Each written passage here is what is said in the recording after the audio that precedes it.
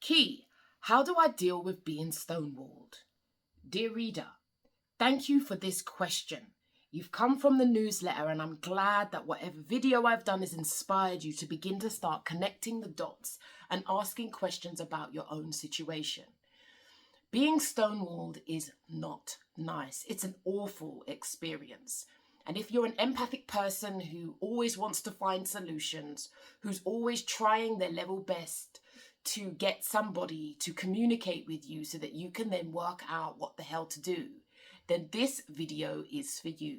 I am Key Taverner, psychotherapist who's passionate about helping my empaths learn, heal, and understand from tricky relationships. So firstly, if you've been stonewalled, then you need to understand look, let's flip it on its head. How do you deal with when you're being stonewalled? Accept that you're being stonewalled.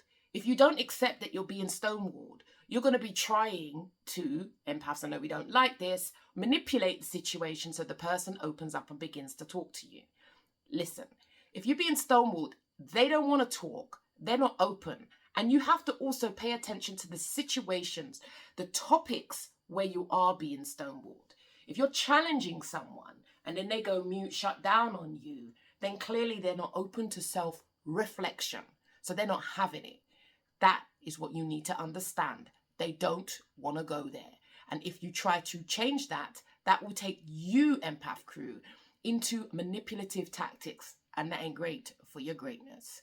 Secondly, if you're being stonewalled, accept they do not want to go there. What that means is, what do you need to learn about that? When your girl Key Taverner was being stonewalled, I had to learn to accept that. I had to learn to think about, what choices do I have? If the person I'm trying to communicate with, to salvage our relationship, to repair our relationship, if they do not want to communicate with me, I have choices. Because if I learn to accept that when I raise uncomfortable topics, they won't go there, then if I accept that, then that is me saying yes to what I would regard as an unhealthy relationship. So by conceding to that, I am then saying yes to a relationship where there is a lack of healthy communication. I ask myself, Key, is that what you want for your life?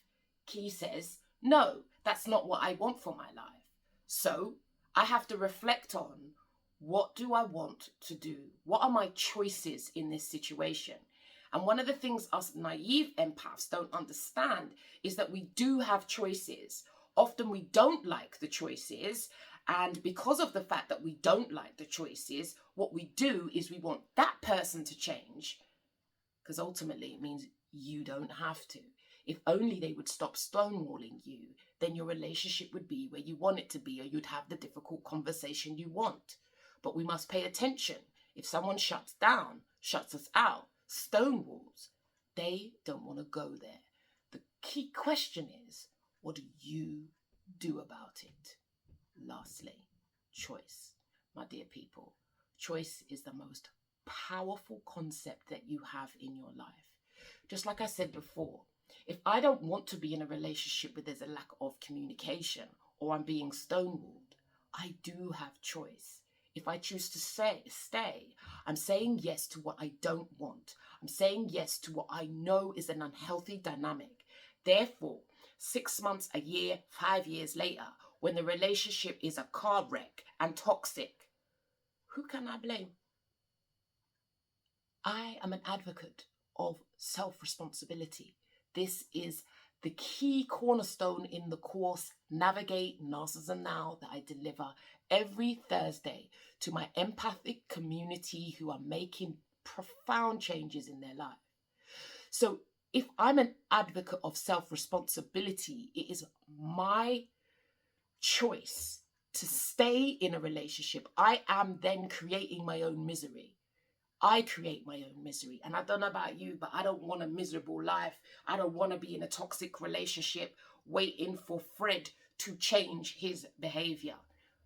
My skill is learning to accept Fred as he is, because I ain't a miracle worker. And perhaps some of us think we are. And I have to accept Fred as he is. and I have to think about what choices do I have?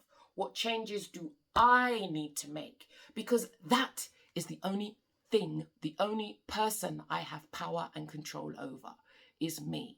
So I hope this video makes sense to you. If you've got any further questions, feel free to put them below. My empath crew, it is not easy, and navigating this by yourself is particularly difficult, which is one of the reasons why I have the Navigate Narcissism Now Community to help us, to dialogue, to talk, to go in depth on the topics that actually hurt us and that we need help and clarification on in order to have a healthy, wholesome life. If that speaks to you and you're interested, do let your girl Key know. All the information is below. I hope this video speaks to your situation and you're able to navigate it with self-responsibility, acknowledging your choices and taking, as ever, action in the direction of the life that you want for yourself. You see, we must ask ourselves, if I take this action, is this in keeping with what I want for ourselves, for myself, for my life, for the quality of my life? If I take this action and it makes me more miserable, then my dear friends, we have no one to blame because we have, well, sometimes unconsciously made choices that take us into misery. And I truly believe that is not what you want for yourself. But often we're unconscious and we don't know how to navigate the landscape effectively. I hope this video makes sense to you. Do take care of you, because if you don't, no one is coming to save you.